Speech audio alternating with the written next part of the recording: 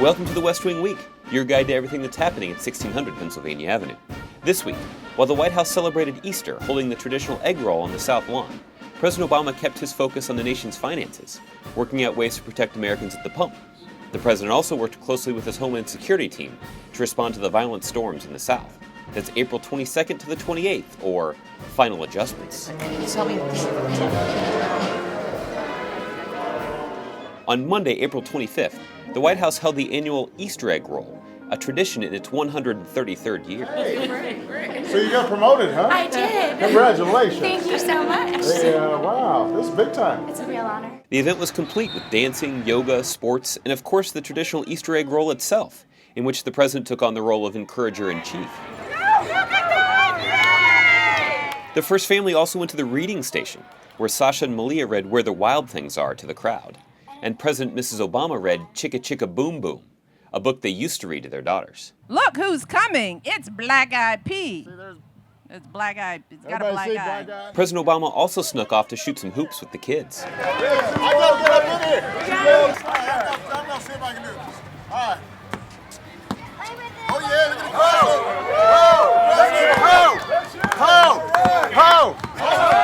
That's not part of the drill, man. That's not part of Later that afternoon, the president met with his national security team for his monthly meeting on Afghanistan and Pakistan in the Situation Room to hear about conditions on the ground from commanders in the region. On Tuesday, April 26th, President Obama conducted interviews with local television affiliates from all over the country to discuss his vision for reducing our debt while still doing all we can to reduce hardships on hardworking Americans, like high gas prices. The problem is that we only have about 2 to 3% of the world's oil reserves. We use about 25% of the world's oil, and that's why it's so important for us to start looking at alternative energy. And one way of doing that is making sure that we're not, through our tax system, giving big giveaways to oil companies that don't need it. The president sent a letter to congressional leaders earlier that day asking that they end $4 billion in costly subsidies to the oil and gas industry.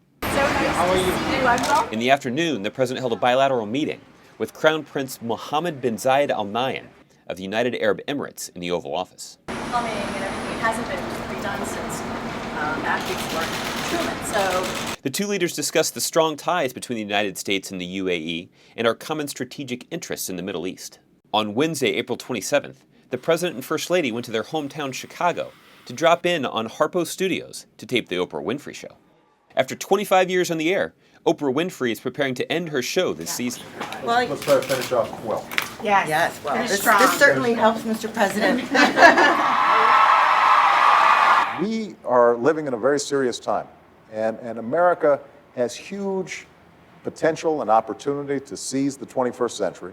We're only going to get there, though, if we have a serious conversation about the things that matter to people. Yeah. Jobs and gas prices, and how do we bring down the deficit, and how do we deal with all the changes going around the world? And we can't be distracted by sideshows and, as I said at my press conference, carnival barkers who are going around trying to get attention. On Thursday morning, April 28th, President Obama telephoned DHS Secretary Janet Napolitano and FEMA Administrator Craig Fugate to discuss the need for a rapid federal response to the deadly storms across the South. Later that afternoon, President Obama met with Latino leaders to discuss a myriad of issues affecting the Latino American community, like strengthening the economy and immigration reform. The president also announced some personnel changes to his national security team, naming current CIA Director Leon Panetta as Secretary of Defense to replace Robert Gates, and General David Petraeus to become the new CIA Director.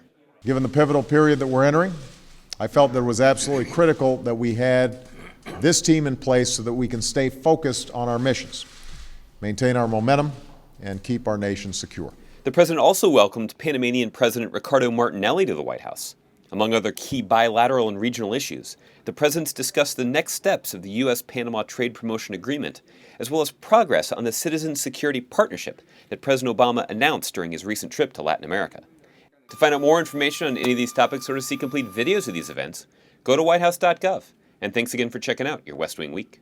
Okay, now, as you'll see, this is the little booklet, the little itinerary that we prepare for every trip. Normally, they're harmless.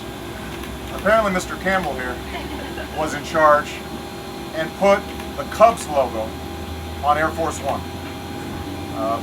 For this, not only does a pay freeze apply to him, Already does. But we are actually going to dock his pay as well, and he's going to have to fly back commercial. Now, if you want, you can apologize now on camera. Stand strong. So it's really about the Kansas City Royals being the rival of the White Sox.